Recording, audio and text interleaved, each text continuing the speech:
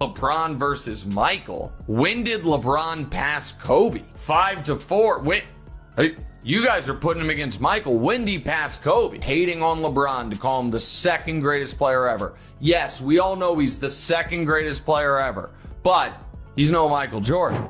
Nick Wright accidentally hurt LeBron's legacy while praising Jordan, and people noticed it right away. This wasn't fans twisting his words. It came directly from Nick himself, which is why it hit so hard. You know what? Let's just not have the argument anymore. They're both great. Let's just agree to disagree. That's happening. And the other thing that started with the Steph conversation is, you know what? Everybody's a GOAT. Steph's a GOAT. Kobe's a GOAT. LeBron's a GOAT. Kareem's a GOAT. Michael's a GOAT. They're all GOATs. They know they've lost the argument. They know they've already lost the argument. What made this moment even crazier is that Nick wasn't even trying to compare Jordan and LeBron at first. He was talking about today's NBA, players resting, sitting out games, and how the regular season doesn't feel as special anymore. On the surface, it sounded like a normal take. Fans are frustrated when they buy tickets and the stars don't play, and analysts say this all the time. So it just seemed like Nick was giving his usual strong opinion about the league. But then he mentioned a story about Jordan, and that's when everything completely changed. So doing this at age 39, year 21, seemed impossible. So the idea that he wouldn't still be a really good player at 42 in year 24, I just don't think he'll ever be bad. He then talks about being a kid and how his mom took him to New York to watch Michael Jordan play the Knicks in the last game of the regular season. But the key detail is that the game didn't really matter. The standings were already decided. The Knicks and Bulls both already knew their playoff positions. It wasn't a playoff game, not a must-win, nothing like that. Still, Michael Jordan played heavy minutes, and Patrick Ewing did too. For Nick, that moment stuck with him and helped him fall in love with basketball. And that's where the problem starts. Because once you tell a story like that, you're not just describing a game anymore. You're setting a standard for what greatness should look like. What he's basically saying is this: even when a game doesn't matter in the standings, the real stars still show up and play hard for the fans. But once you say that out loud, you've created a rule. You've set a standard that people can now use against anyone. And that's exactly what happened. Nick wasn't just praising Jordan in that moment. He was praising a mindset. The idea that legends don't take nights off, that every game matters, and that the effort should always stay the same. That sounds fine when you're talking about Jordan.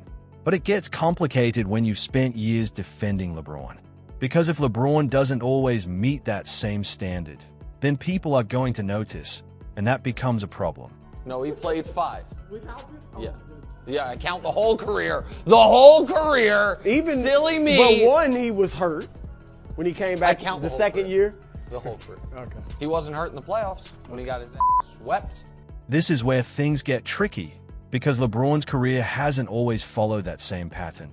Over the years, especially in later parts of seasons when playoff spots were already set or the Lakers wanted to be careful, LeBron has sometimes sat out games.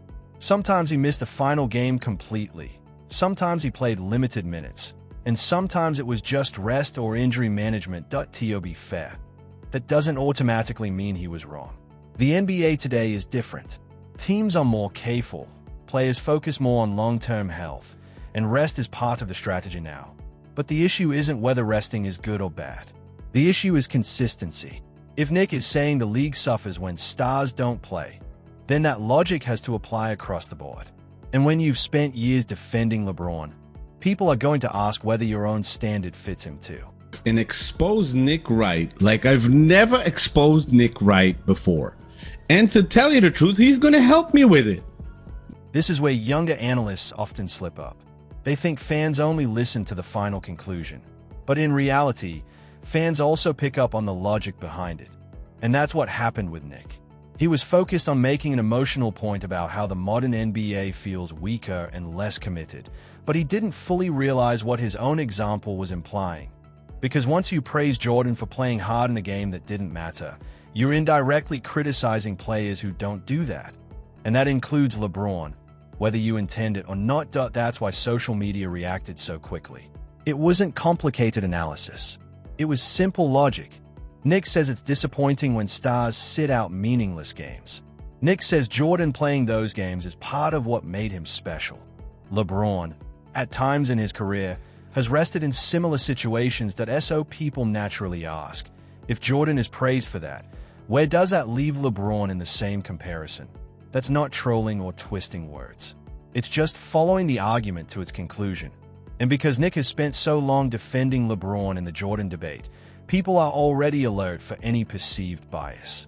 So when he accidentally gave Jordan supporters a clean talking point, they didn't ignore it. They ran with it and kept replaying it. People are basically saying Nick accidentally set up a comparison without meaning to. He often tells fans not to romanticize Jordan's era. But in this story, he ended up doing exactly that. He described a moment where Jordan looked fully committed, playing hard even when the game didn't matter on paper. But the bigger impact of his story wasn't just about minutes played. It was the emotion behind it. He was a kid at the game, and that experience stuck with him. That's important because fans don't connect to basketball through stats. They connect through moments like that, when stars show up and the game feels meaningful. Without realizing it, Nick highlighted that feeling very strongly. Now fans are comparing two experiences. One is going to a game where the stars play, even in a meaningless matchup, and creating a lifelong memory. The other is going to a game expecting a star and finding out they're sitting out. That contrast is what people are focusing on, and it naturally ends up framing Jordan on one side and the modern NBA on the other, even if that wasn't Nick's original intention. And if that's your view, that's fine, but it comes with consequences, because once you connect that idea to the modern NBA, it naturally points toward the biggest face of that era, LeBron James. At that point, the debate is no longer just about stats, championships, or awards. It becomes about attitude, consistency, how much players show up, and what kind of experience fans get. That's where legacy conversations get sensitive. Greatness isn't only about what you achieved. It's also about how your career felt to people watching it. Jordan has long been associated with always giving fans the full experience, playing hard every night regardless of stakes. LeBron, fairly or not, is often viewed as more strategic, focused on the bigger picture, managing his body, and thinking long-term. That perception already existed before Nick even made his point. That's why this clip spread so fast.